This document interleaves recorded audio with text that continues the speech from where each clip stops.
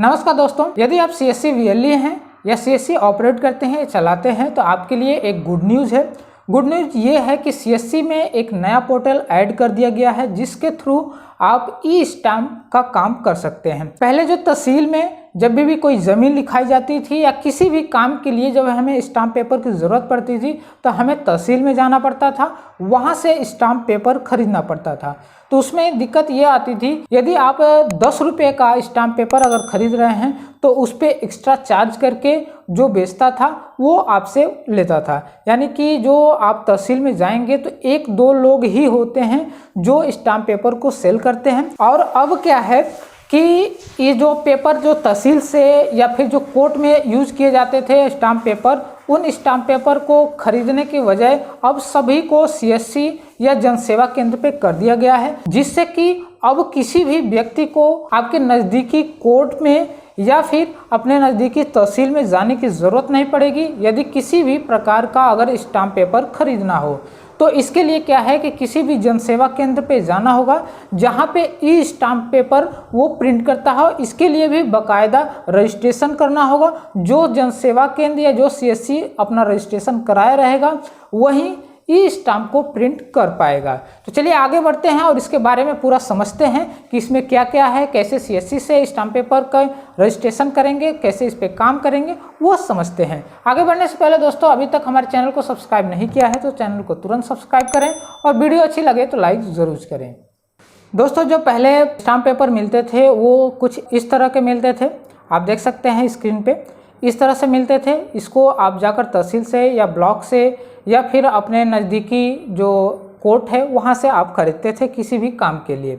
लेकिन अब वहाँ पे जाने की ज़रूरत नहीं है, अब किसी भी जनसेवा केंद्र से आप ये ले सकते हैं। अब उसके बाद जब ये हटाकर जो जनसेवा केंद्र को दे दिया गया है वो स्टाम्प पेपर कुछ इस प्रकार मिलेंगे और इसे ई स्टाम्प पेपर बोलते हैं। दोस्तों, यहाँ पे जिस स्टेट में आप रहते हैं, जैसे कि यहाँ पे देख सकते हैं गवर्नमेंट ऑफ यहाँ पे कर्नाटका लिखा हुआ है, यदि यूपी में है तो government of UP Uttar Pradesh लिखेगा, या झारखंड है तो गवर्नमेंट ऑफ झारखंड लिखेगा।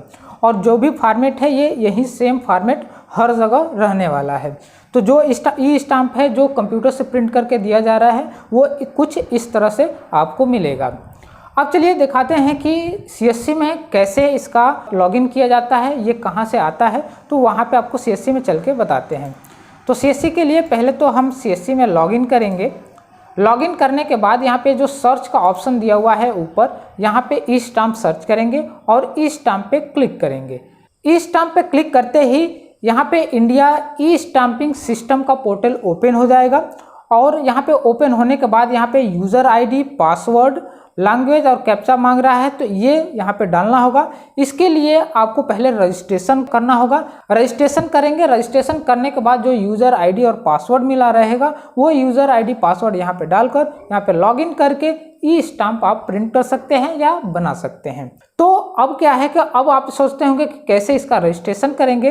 तो रजिस्ट्रेशन करने के लिए पहले तो CSC में ऐसा कोई अभी ऑप्शन नहीं दिया गया है कि कैसे इसका रजिस्ट्रेशन करेंगे। इसके लिए अपने डिस्ट्रिक्ट मैनेजर से, यानी कि CSC के जो डिस्ट्रिक्ट मैनेजर हैं उनसे बात करना होगा।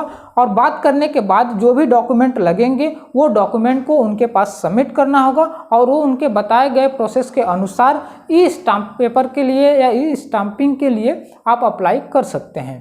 तो अब बात आती है कि इसके लिए कौन कौन से डॉक्यूमेंट की ज़रूरत पड़ेगी। तो वो डॉक्यूमेंट हैं, आपको हम दिखा दे रहे हैं कौन कौन से डॉक्यूमेंट लगेंगे। तो जो डॉक्यूमेंट लगने वाले हैं जैसे कि आधार कार्ड, पैन कार्ड, CSC का ID, email ID, mobile number, educational certificate और कंप्यूटर सर्टिफिकेट, ये जो सर्टिफिकेट है आपके पास रहेगा तभी आप ई स्टाम्प पेपर के लिए या ई स्टाम्प पेपर रजिस्ट्रेशन के लिए अप्लाई कर सकते हैं। हमने जैसा कि अभी हमने बताया है कि ये सारे डॉक्यूमेंट अपने CSC मैनेजर, यानी कि जो आपके CSC जो डिस्ट्रिक्ट में बैठे होते हैं उनको ये सारा डॉक्यूमेंट देना होगा और उनसे बातचीत करना होगा। उनके अकॉर्डिंग जैसे वो बताते हैं उसके अकॉर्डिंग ये प्रोसेस को आगे बढ़ाया जाएगा। उनके दिए गए निर्देशों के अनुसार ये 10 से 15 दिन के बीच में आपको ई स्टाम्पिंग का यूज़र ID और पासवर्ड मिल जाएगा। यूज़र ID पासवर्ड मिलने के बाद आप CSC में जाएंगे और इस पोर्टल पे आएंगे। पोर्टल पे आने के बाद यूज़र ID पासवर्ड डाल के आप ई स्टाम्प पेपर बना सकते हैं। तो दोस्तों इस तरह से आप सीएससी के थ्रू ई स्टाम्प पेपर के लिए अप्लाई कर सकते हैं और ई स्टाम्प पेपर बना सकते हैं। अब बात आती है कि ई स्टाम्प पेपर बनाएंगे तो उससे फ़ायदा क्या होगा या सीएससी वीएलई को फ़ायदा क्या होगा। तो इससे ये फ़ायदा है, तो जब भी हमें स्टाम्प पेपर की ज़रूरत पड़ती थी तो तहसील में जब खरीदने जाते थे तो वहाँ पे क्या है कि जो 10 रुपये का था या 100 रुपये का जो स्टाम्प पेपर है उसके बाद 100 रुपये का तो वो देना ही होगा, उसके बाद वो जो बेचता है वो एक्स्ट्रा चार्ज आपसे करता है। तो वहाँ पे कुछ पैसा एक्स्ट्रा देना पड़ता था और सीएससी में जाएंगे तो वहाँ पे आपको जितना रुपये का स्टाम्प पेपर बनवाएंगे उतना ही चार्ज लिया जाएगा। और जो सीएससी वीएलई हैं उनको क्या है कि उनको गवर्नमेंट की तरफ से कुछ आपको बेनिफिट दिए जाएंगे और उस बेनिफिट के अकॉर्डिंग आप काम कर सकते हैं।